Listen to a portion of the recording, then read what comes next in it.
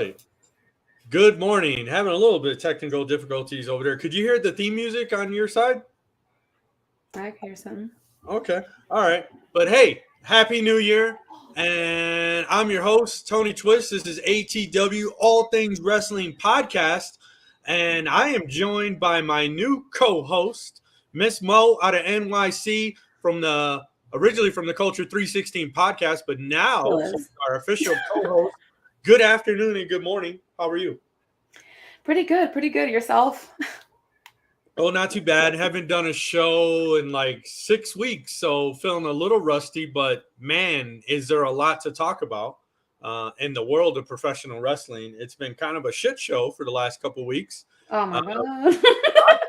lots of drama, lots of drama. But we're gonna get all into that. But I'm excited because we're kicking off the new year. We got some changes coming to the show. We got a new intro coming. Hopefully, in the next couple weeks, we'll go ahead and show that to everybody. I'm excited for everyone to see that. But we have also a guest to kick off 2023. Excited to announce this gentleman. He's out of Arizona. PCWUltra Az. If you're not familiar with PCWUltra, they're based out of Southern California, and this is like they have like an Arizona division too. I don't know. I guess he'll probably explain it to us a little bit better. But we have Mr. Kevin Koa out of Arizona. Kevin, good morning, sir. How are you? Morning, how are you? Oh, not too bad, man. Just I don't know what the weather's like down in Arizona or down in the valley. I'm in northern Arizona. We're supposed to get a snowstorm, but nothing but rain right now, man. How about you guys down there? Um, Me personally, I don't like anything that's below 70 degrees, so that's freezing for me. So it's pretty cloudy up here, but nonetheless, it's cold. Well, hey, man, appreciate you coming on the show. Happy Sunday. Our audience wants to know all about you, man. Tell us what got you started in the pro wrestling, how long you been in the game, on your PCW Ultra, New Japan Pro Wrestling. Yeah, man, we want to hear all about it. Yeah, so my I started training back in 2002, back in Hawaii, where I'm from. So I trained about 2 years. I moved to Arizona in 2004, and I kind of just like walked away from it because I didn't feel that same energy that I once had when I first started. And so from 2004 to like 2016, I was just like not paying attention to wrestling at all. Like I just walked away from it completely. And then life happened. Um, and then just around like 2020, 2021, I started thinking like maybe I should try it one more time to see how far I can go with it. I'm 38 right now. So my girlfriend right now was like, if you don't do it now, when are you gonna do it? So I looked up pro wrestling training schools in the area, and I landed on Arizona Pro Wrestling Training Center. Head trainers are Dom Vitale and Gabriel Gallo, and I started my journey last year in February. I restarted it, so since then it's been a roller coaster ride of emotions, pain, struggles, and it's just been a really fun ride, nonetheless. So would you say like this go round has definitely got you feeling the bug, and you're like, all right, I'm back. Interesting time to jump back in. So did you jump back in like right around the time of the pandemic? Yeah, so I was going to the gym, I was trying to get my body prepared for pro wrestling training and all that, and the pandemic hit, and I just shut everything down.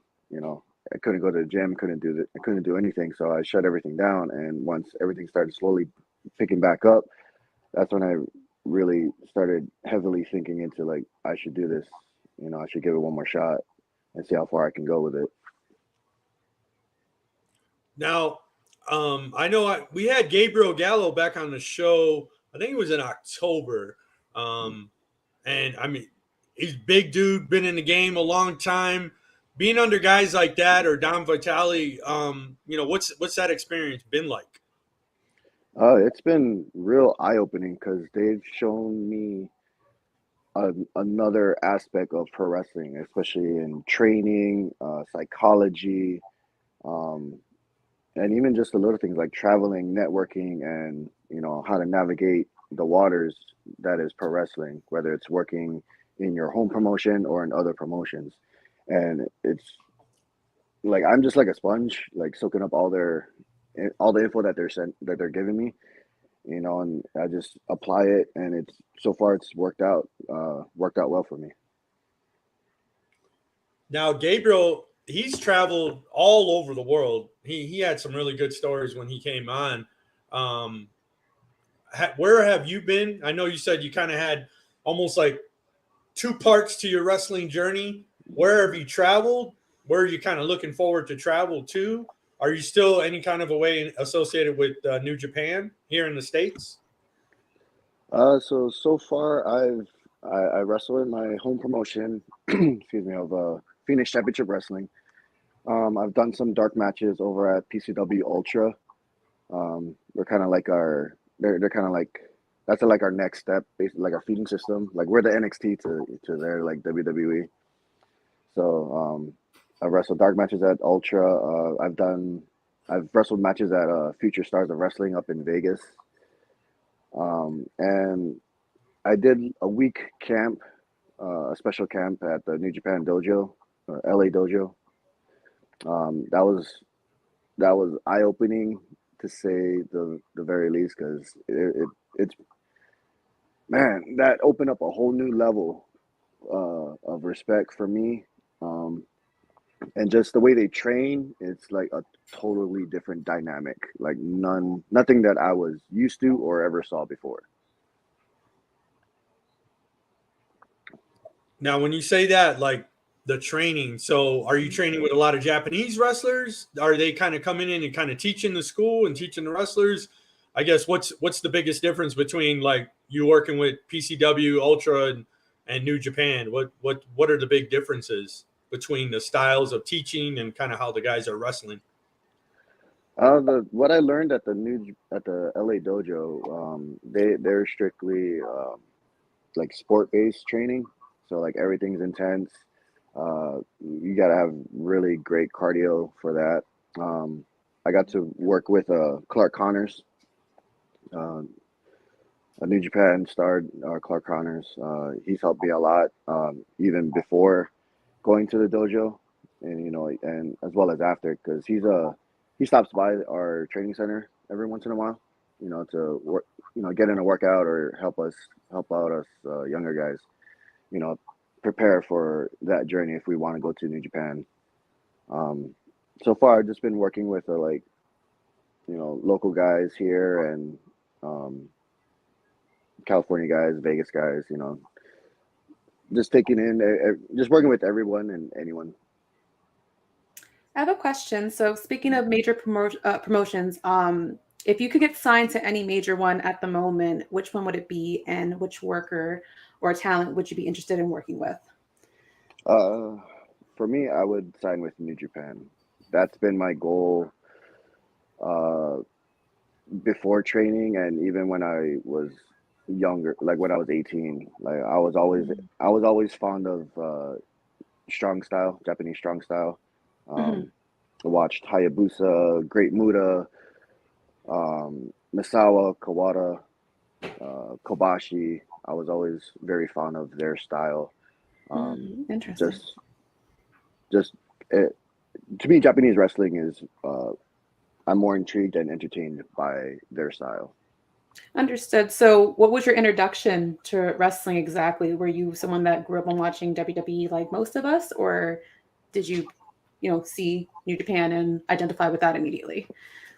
My dad, when I was little, like was watching WrestleMania. So once he popped that in, I saw that, and I was just hooked on uh, WWE style.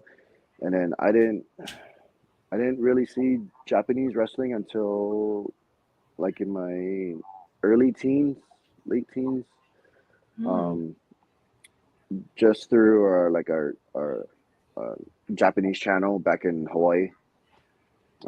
I caught like a commercial for Japanese wrestling, and I was just let me look into that. And that was like at the start of like internet, and I looked up on the internet and I saw some videotapes over at Blockbuster and Suncoast and all that places, and I just started diving. I dove into that wormhole. Got it. So I know you mentioned WrestleMania. Did you have like a particular wrestler from either promotion that you kind of just resonated with, where it just like it clicked in your head, like I gotta be that guy, or I want to do this? For me, it was Hulk Hogan. Oh, Like as soon as I saw Hulk Hogan, I wanted to be like Hulk Hogan. I wanted to be as big as him. I wanted to have, I wanted to be as popular. I wanted to be famous, and everything I did was just like everything was Hulk Hogan, and then it just that's what started it, and then it transitioned to like Bret Hart, Shawn Michaels, and everyone that came up after. I just tried to pick bits and pieces of each wrestler that I wanted to emulate. and do you tie that into right now, or do you feel like you kind of just came into your own with the character that you have currently? Right now, like I've taken the most I'm trying to emulate is Kane, who's my favorite big man. Ooh, good choice. Good choice. Yeah. So, because at first when I started training, I had this idea of who I wanted to be. I wanted to be like this strong style, kind of like kickboxer, grappler, very reminiscent of uh, like ZSJ, like Zack Sabre Jr. or Hmm. um, Shibata. That's who I wanted. That's who I wanted to be like. That's what I, in my head, that's who I wanted to be. But when I started training, my trainers saw me as someone else, like a someone who's very big, monstrous. Just want to beat people down. And it took me a long time to get used to that mindset. That's the style that I'm going to be working.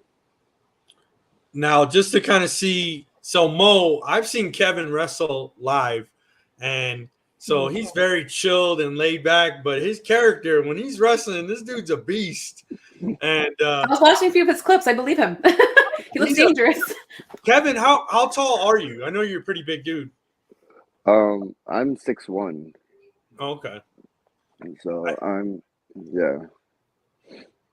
No, you could have fooled me. You look very tall. Even Yeah, like, I mean, I was like third row at a match here, and I could have swore he looked a lot bigger than that. But I think just wrestlers in general just look big, anyways.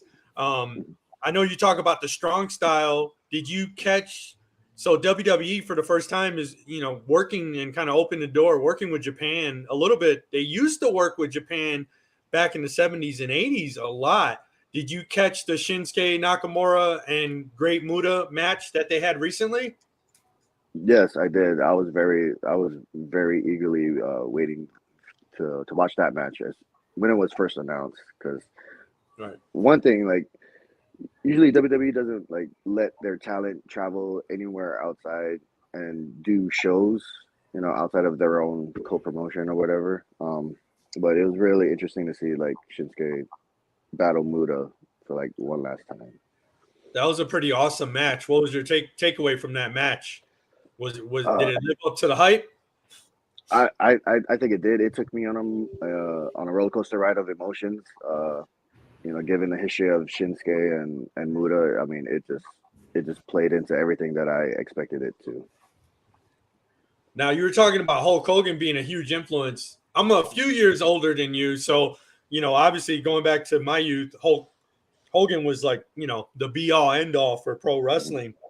But a lot of people don't know this, and I actually just caught some of his clips recently of him wrestling in Japan because the WWF back in the day, they would let guys travel and they would represent them. And Hulk Hogan actually did quite a bit of time in Japan. He also actually wrestled over 50 matches.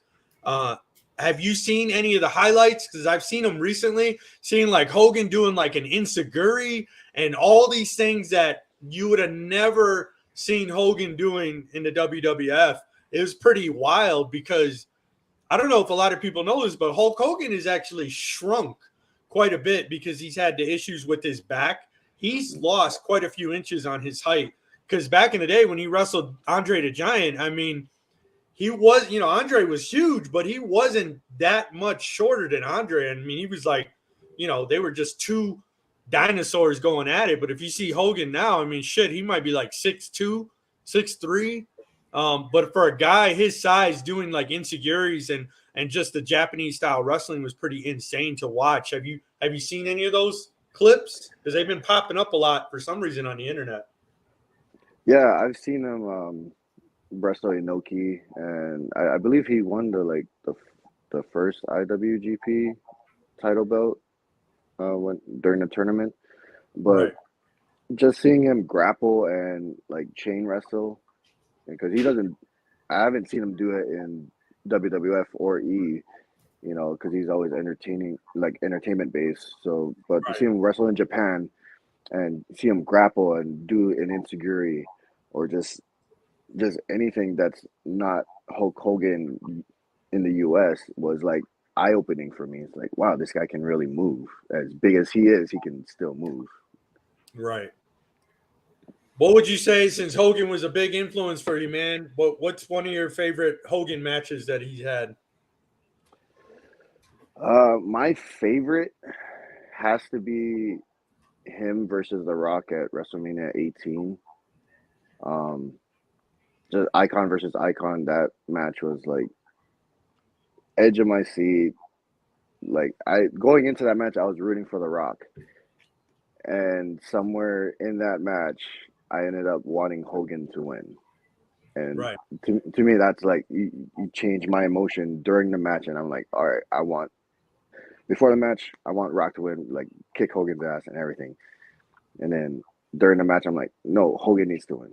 I want Hogan to win. Like have him Hulk up, drop the leg, everything. And that has to be my favorite match. Other than followed secondly, I think for me, very closely second would have to be Hogan versus Warrior at WrestleMania 6. Oh, really? Yeah. That's crazy that you bring up The Rock and Hogan. I was actually at that match live in Toronto, 5 rows back.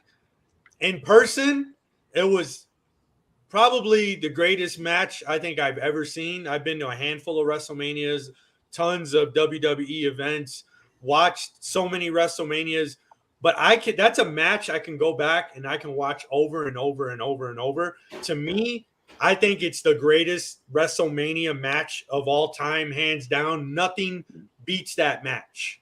And I think a lot of what's kind of, for me, being an old school wrestling fan, is lost is the actual in-ring psychology. Absolutely. That guys were just the master at. And now it seems like, I know you said you don't really watch too much of, the WWE and AEW nowadays, but it seems like, I hate to pick on AEW, but it seems like a lot of guys are just spot wrestlers.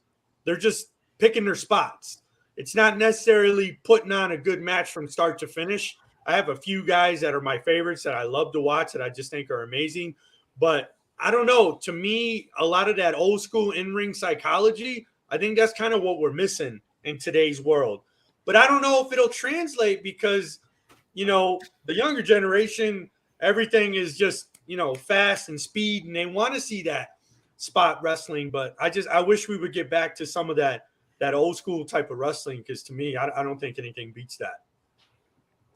Yeah, that's something that we harp on at our training center. Like we try to tell stories like in the ring, and we're not just trying to do moves for the sake of doing moves, and we're not doing moves to get us over with the crowd.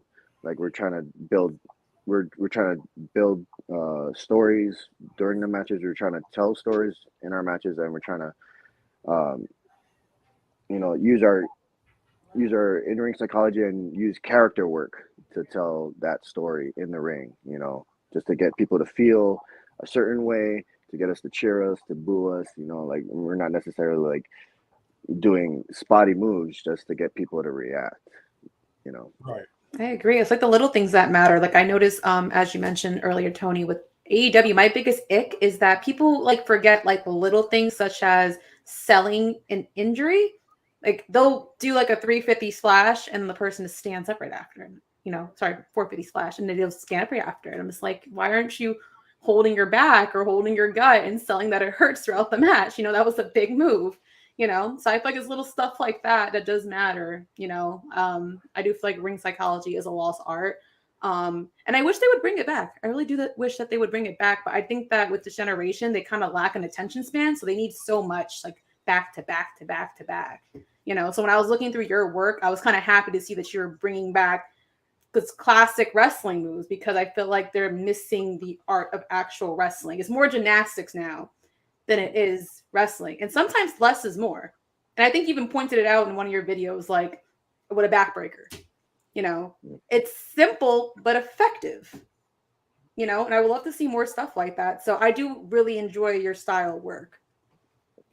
Yeah, thank you. It's like I've learned that from Gallo and Don Vitale. Like, just I don't have to do a whole lot. I don't have to keep doing moves just to like send people to tell my story or to send people a message. You know, just one backbreaker. You know, have them sell it, and I just stand up and just play to the crowd. You know, like tell everyone like you guys all suck. You know, like I'm gonna beat his ass. You know, and just have him sell, and then I'll just run. You know, just put the boots to him. You know, just keep work. You know, pick a body part and just keep working it. I don't have to do a whole lot to get that message across. Interesting. So on that topic, since you just mentioned, you know, making the crowd angry, do you enjoy being more of a heel or a baby face? I've I have been primarily training just to be a heel. I'm trying to work like in training wise, like I'm trying to get more practice as a face. Um, because the running joke at our school is that like I'm too ugly to be a face, so that's why I'm a heel. Oh my god. Damn. So you know Ruthless. it's all fun, you know. So I'm like, you know, we just all laugh at it. So it's like, all right, cool. You know, I'll be that heel. You know, so I'm still in the early stages of like, you know, perfecting my craft. I still have a lot of work to do, especially like, you know, playing to the crowd because sometimes I'll just be so focused on my opponent, you know, in you know putting the boots to him, you know, and just you know hitting my moves on him and just letting him sell. I'll forget that there's a crowd there, and I need to interact with them so that they can feel and they can empathize with my opponent. You know, because I'm beating my opponent, but I'm really trying to beat the crowd, and Of course. I'm beating the crowd through my opponent, It's a and that's lot of what I'm. multitasking. Yeah. Yeah, so it's like sometimes I'll be one track minded. You know, I'll do good in like match wise technically, but then I'll forget, you know, to play to the crowd. You know, and then sometimes like I remember at Ultra I was doing a dark match, and I think I was working with I was wrestling Devin Reno, and I was quiet throughout halfway through the match. I was like quiet. I was you know, beating Devin. I was, you know, hitting my spots. I was laying the heat on him, and I put him in a chin lock. Mhm. And that's what I noticed. Like, I'm not saying anything to the crowd. I'm like, I need to say something to them. So the first thing that came to my mind was to tell them to shut up. And then, and then Effective. I got a reaction. I was like, oh, damn, this is easy. I forgot. And like, I need to start talking to them more. So I'm like, and then for like the rest of the match, I started being more vocal. But had I done that in the beginning, I think I would have had a more engaged match with the fans. Now, being that you're kind of coming off as the heel, and that you're really embracing that, who would be a guy that you grew up watching, or you know anybody even today? What kind of heel you're like? All right, you know I want to kind of emulate that, or what would you who would you consider be like the best heel, or some of the best heels that you kind of love, and maybe put a little bit of that into your character? I like a lot of Triple H's heel work. Um, Mhm. uh, I, I I I watch a lot of Jay White. Um, it's like for his trash talking and his promos. That's pretty much who I gravitate to as far as like heel work. Um, yeah, pretty much that's like off the top of my head. That's pretty much who I try to emulate. Right. Sorry, Mo. You look like you. I don't know if you were trying to say something or I had something lag. Oh no, I'm very engaged right now, and I'm trying not to overact. So I feel like I'll just keep going if you let me. No, it's all good. That's what we're here for. It's our first show back. Our first guest. Ask away. Well, I had a question because I always wanted to know this, especially since you're a part of like, I guess, transitioning to both generations of crowds. I feel like the crowds nowadays, they kind of like, I explain it. I feel like they're a lot harder to please. Fans are very quick to be negative. Do you like ever struggle with like working with the crowd or trying to like find something that sticks with them? Because I feel like nowadays anything, like you could just do one thing and I feel like people will just write you off nowadays. Or I feel like the mindset is very different as opposed to back in the day. Like before, we used to like cheer for the baby face because we're supposed to cheer for the baby face and hate on the heel because we're supposed to hate on the heel. And I feel like it's very confusing for wrestlers nowadays to like know what to do that sticks. Because again, we're very opinionated and we don't operate the same. So do you struggle with any of that, with resonating with today's audience? Yeah, I really do struggle with that because sometimes I'll do like the simplest things to like get the crowd angry. But what'll throw me off is that some people in the crowd will actually cheer the heels. And so when I get that mixed reaction, I'm like, oh no, like my brain just like, okay, now what do I do? Like I just did this thing that should be able to get the crowd mad. Like I'm cranking on a guy's neck, screaming, I'm gonna break it, like I'm gonna snap his neck. I'm gonna snap his neck. And I'll have half the people will be like, you suck, you ain't gonna do it. I was like, I'll do it, and then I have like a certain set of people here screaming, "Do it, break his neck!" I'm like, what do I do? You know, so I'm like, I'm at a crossroad. I'm like stuck in the middle. Like, do I cater to the fans that are cheering me, or do I just be a total heel and just like write everyone off? So like I'm still playing with that. I'm still trying to figure that out. Um, and that's pretty much my biggest challenge. That's my biggest challenge right now is just like engaging with the crowd. No matter if it's Ultra or FSW or even here. Okay. Anything you want to add on to that, Tony? No, I think that was a really interesting question that you brought up because, yeah, I mean, the fans today just are very different. I've been going to wrestling shows since I was like 4 years old, and it's interesting to see how things have changed. And I love watching some of these old matches back. And like I said, I'll watch that Rock Hogan match from WrestleMania 18. I'll probably watch it like once a month just because I fucking love that match. And the in-ring psychology is amazing. The crowd is engaged. Nobody's on a phone. Like everybody's actually watching the match. Because back in the day, we weren't distracted by a million things. I didn't have a smartphone in my hand. I'm checking my Instagram and my Twitter and my fucking dating apps and all this other bullshit that keeps us distracted. And it's like, man, I just wish could go back to that. You know what I mean?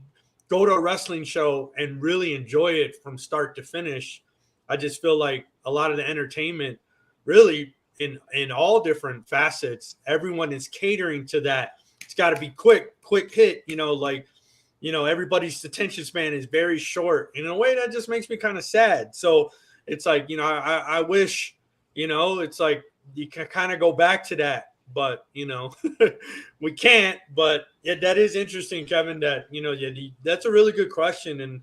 And psychology behind that. It's just like, man, it's like you wish you could just kind of slap the audience. It's like, hey, this is what we're doing here. You know what I mean? So yeah, that's why I had to applaud him for wanting to come back because I feel like that transition is so strange. Like even for me, and I've only been watching since 04, and it's just a weird transition.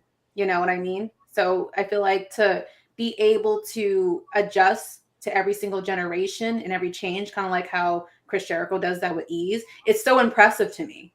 But you can hate on that man all you want, but what's so impressive is like he's able to just adapt to the times, Right.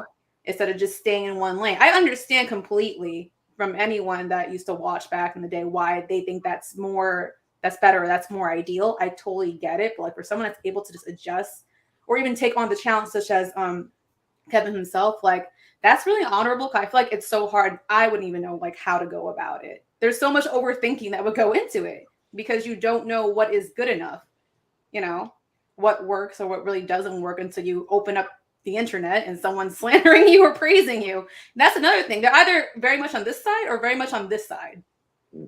Like fans make up their minds very easily and jump to conclusions very easily. So I can understand why it could be a little bit overwhelming, or why some wrestlers, may give up on the sport or have to take breaks from the sport. So I mean, I think it's amazing that you do want to come back and you want to take on this challenge. Even again, especially like at your age bracket, because a lot of people, they'll utilize ageism and say like you're too old to get into it right now. What are you doing? And I honestly think again, it's like honorable just because like it's hard. It's just very hard. It's quite the challenge. And I see what you're doing, and I like your work so far. Did you get to catch up on anything that happened with the recent New Japan show, since you said you were a New Japan fan? I've seen like my most recent event that I saw was Wrestle Kingdom. Mm-hmm. Staying up like 2 o'clock in the morning trying to watch the whole event. But um yeah, like the big ones, like I've seen Wrestle Kingdom. I was especially invested in the Kenny Omega and Will Ospreay match. Oh That yes. that match was wow. I mean, I really wanted Ospreay to win, but I mean, Me too. yeah, the work that they put in, and that was, I mean, you want to talk about emotional roller coaster. That was it for me. Like, I mean, even the high spots that they did, it's just like, my God, they're trying to kill each other. You Yeah. know, Yeah, especially with the backstage heat that we hear between those two. It felt real. And that's another thing that's exciting about, watching wrestling matches like that, when you know that they're blending the real life into the fictional, and they're able to like display that into the ring, because you didn't know how stiff these guys were going. And there were some shots that were very, very stiff. And I couldn't tell if it was because that's just New Japan style, or were these men actually trying to kick each other's head off at some point. But my other question about that, since you said you want to go to New Japan, I noticed with a lot of wrestlers that go to New Japan, they don't want to stay there for too long because they often complain about how the stiffness of New Japan style like catches up to them, and that they want to eventually like transition to something that's not as demanding. Because a lot of New Japan matches could easily run for like 30 minutes. Some matches are like an hour. And as you just previously stated, it's a lot of like ring cardio and all that stuff. So like, do you think like that's something that you like could still handle? Because it's just a lot. Yeah, I mean, like even during training, I'm very like my training and my in-ring work like translates, so like I'm not I don't think I'm stiff, but people have told me that it looks vicious when I strike someone. So like I just feel like if I were to go to New Japan, I feel like I feel like I would be able to handle it. I can't really say for sure, because I haven't worked with anyone aside from Clark Connors, to see if my body can handle it, or even handle that schedule or their style of working a match. So I mean, that to me would be more interesting, and that would be like a goal to reach, to have like a New Japan wrestling match here in the States, or even in Japan. That's amazing. Now you were saying that because I know you guys are part of like PCWUltra out of Southern California. So is that kind of the next step? Like you got to transition to working there? Yeah. So for me, like being on the main card of like PCWUltra, that would be like my next step into like making it to the next level. Because I know PCWUltra crowds are like really big, and they're really passionate, and they're very loud. And Right. I feel and I feel like moving from dark matches, pre-show matches to the main card, that'll get more eyes on me, and maybe get a following, and then maybe put me in touch with bigger names and bigger companies. Well, I'm gonna put you on the spot right now, Kevin. So if we're going to PCW Ultra in California, who would you love to just get your hands on and wrestle, man? Who's a guy like I really wanna get in the ring with him? Man, um, I would. There's so many. Well, I know there's War Beast. War Beast, yeah. Yeah. But I really think I would like to. Like, there's so many people there. Like War Beast. I wouldn't. I would love to work with Jacob Fatu, Sheik, Papa Esco. Um, there's a lot of like the bigger guys, because I feel like Hammerstone's there, right? yeah, Hammerstone's there. I wouldn't mind. Yeah, I would love. Like I've worked with Hammerstone here, Mhm. and that was like my second singles match was with Hammerstone, and so I would really love to work with him again on a bigger scale, like PCW Ultra.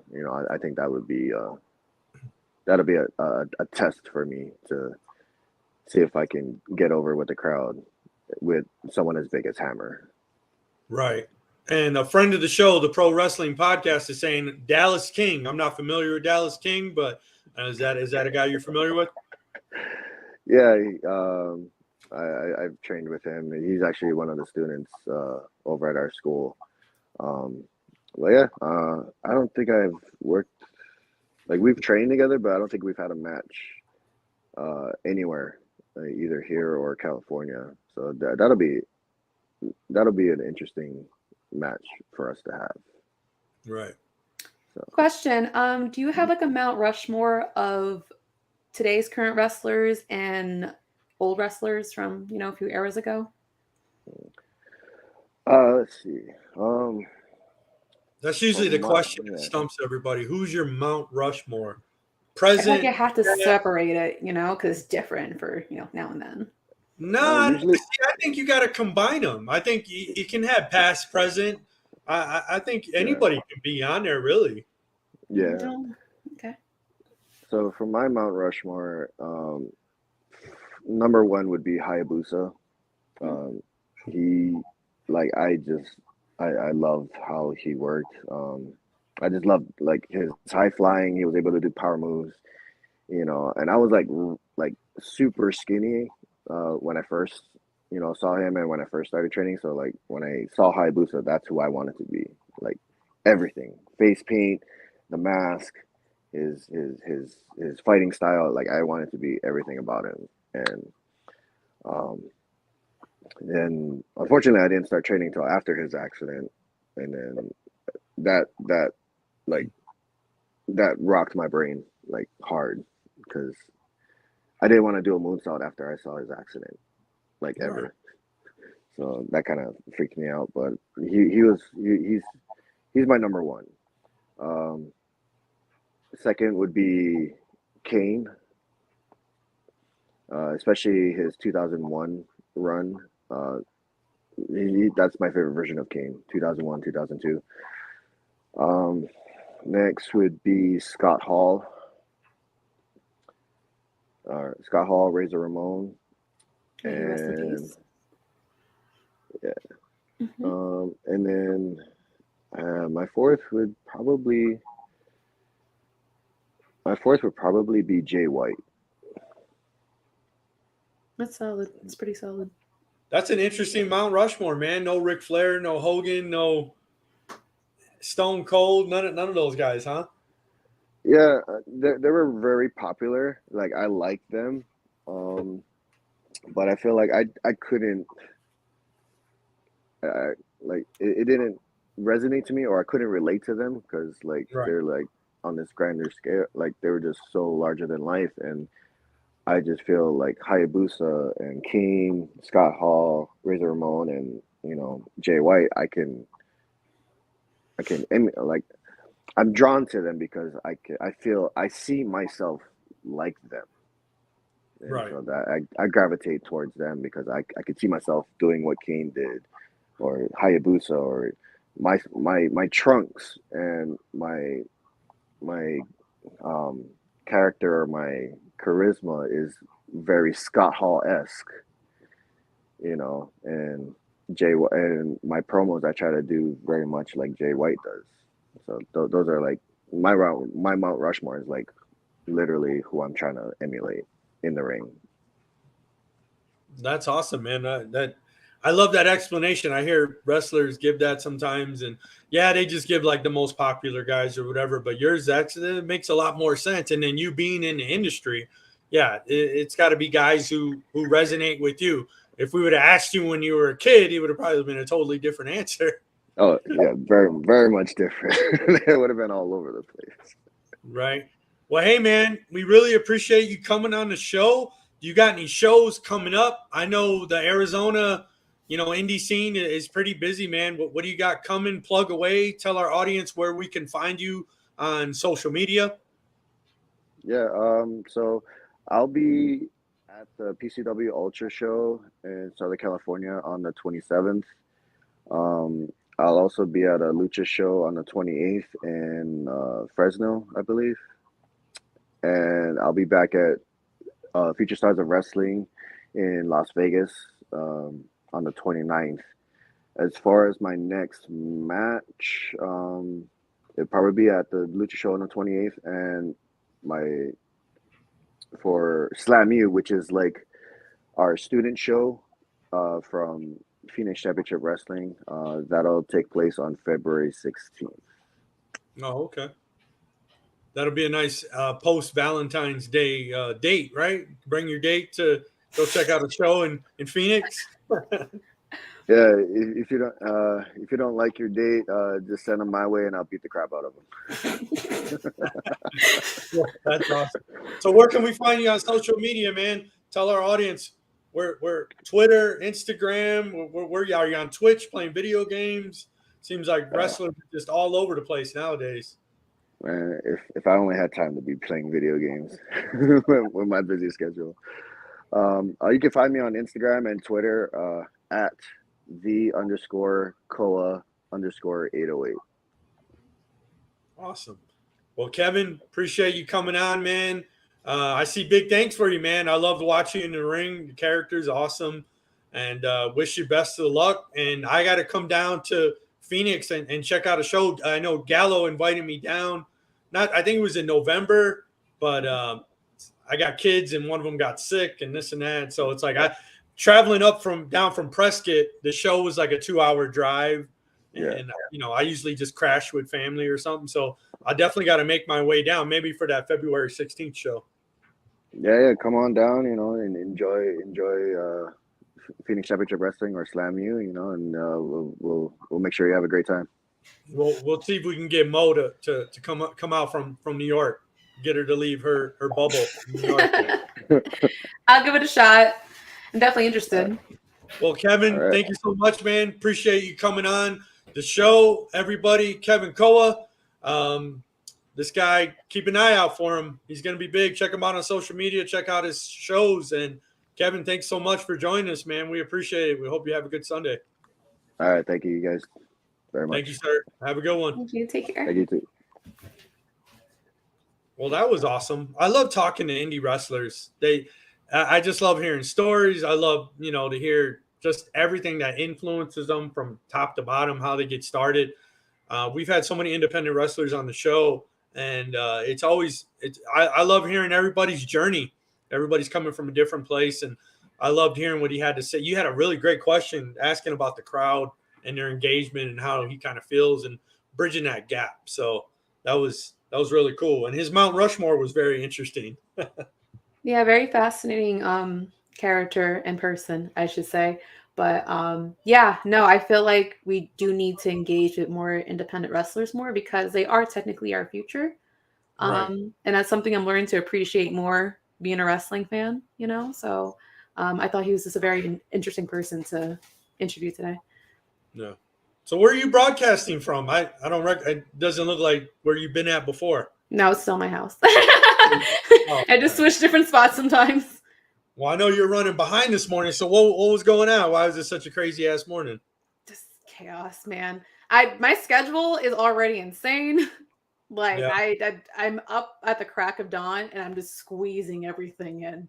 And I was just pissed because at some point I was driving back.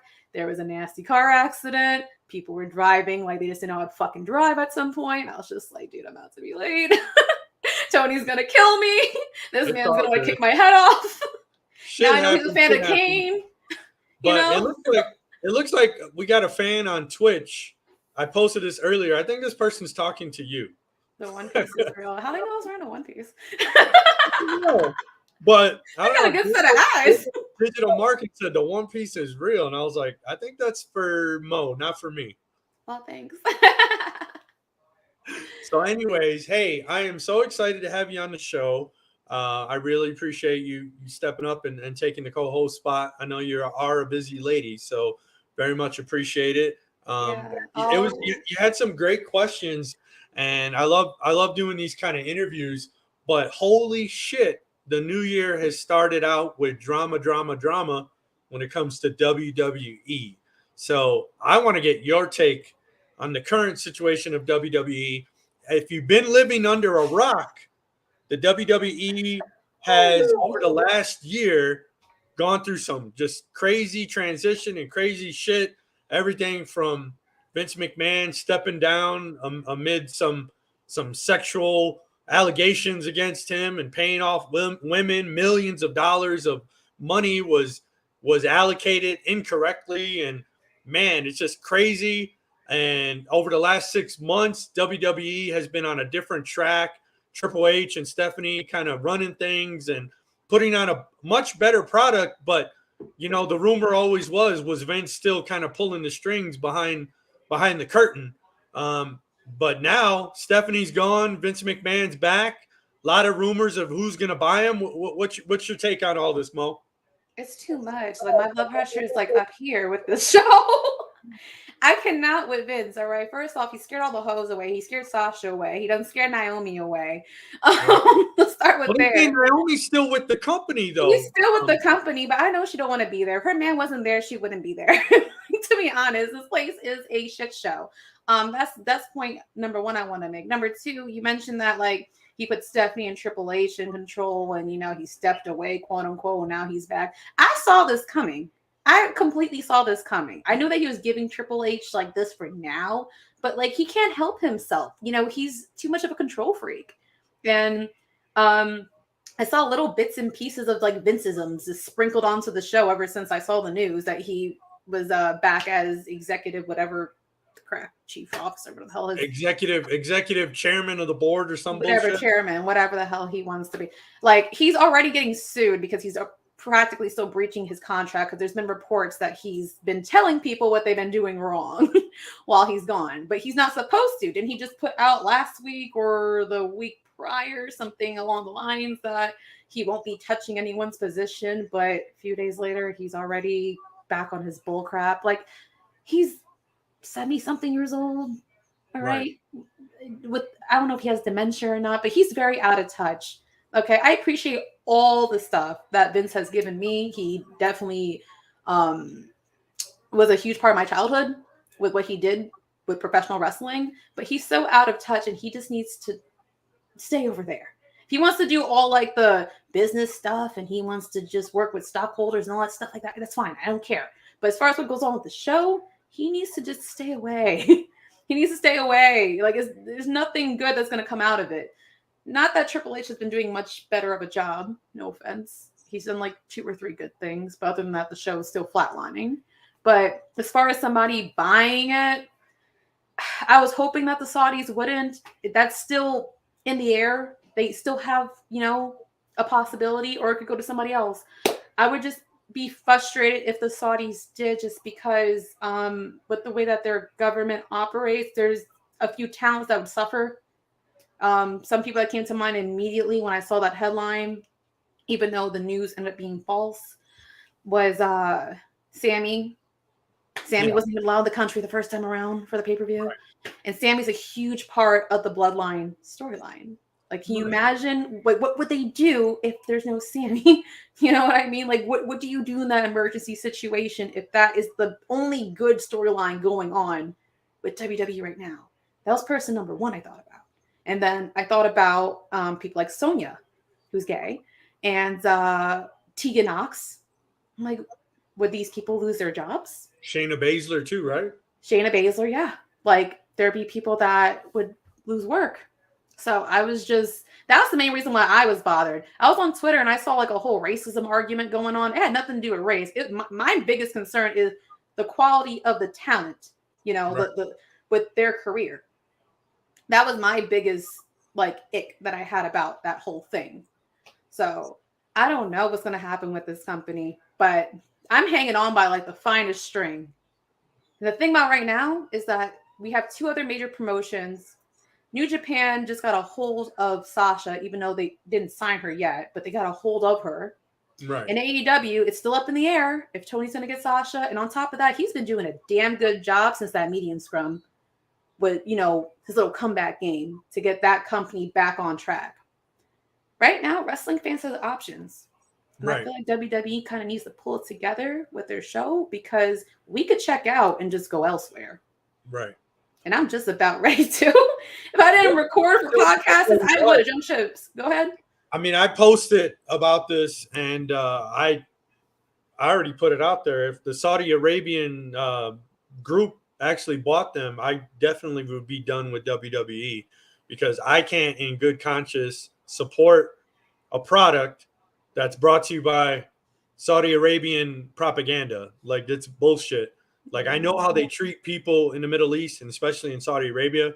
I mean, they can, you know, WWE can go on and on about them being progressive and this and that. And it's like, oh yeah, you know, they're only about, you know, 500 years behind the rest of the world when it comes to treatment of people of other religions, people of other sexual orientation.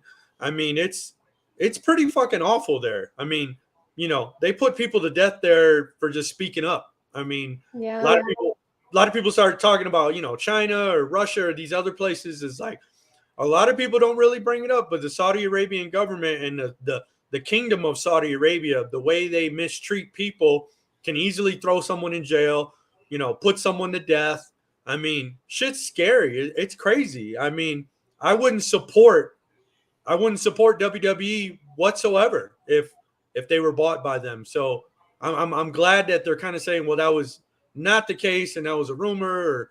But I mean, who knows? We don't know what's going on behind closed doors. And if it happens, it happens. And like you said, we got options. So I've never been so stressed to be a wrestling fan a day in my life until literally the beginning of this year. Last year was stressful too, but that news just shook the entire world. Like, it went on the news. They had to cover it the next morning because we were that shook at night.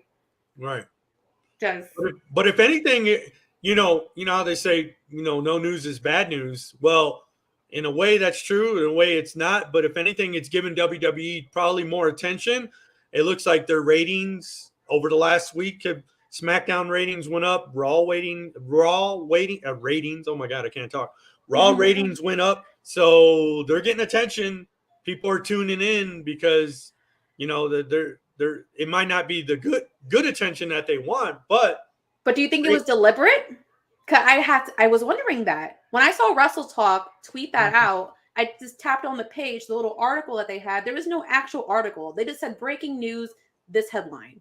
Right. And you have to think about it. Wrestle Kingdom just happened. Sasha Banks, sorry, I got to stop saying that name. Mercedes Moné stole the show, stole the month. Everyone could not stop talking about her. And again, AEW has been on a roll. So I can't help but to think, all right, WWE hasn't been doing anything like that was really notable. You could skip watching the, you know, television show and just skip to the pay-per-views and you really wouldn't have missed a damn thing. You'd be up to speed. Right.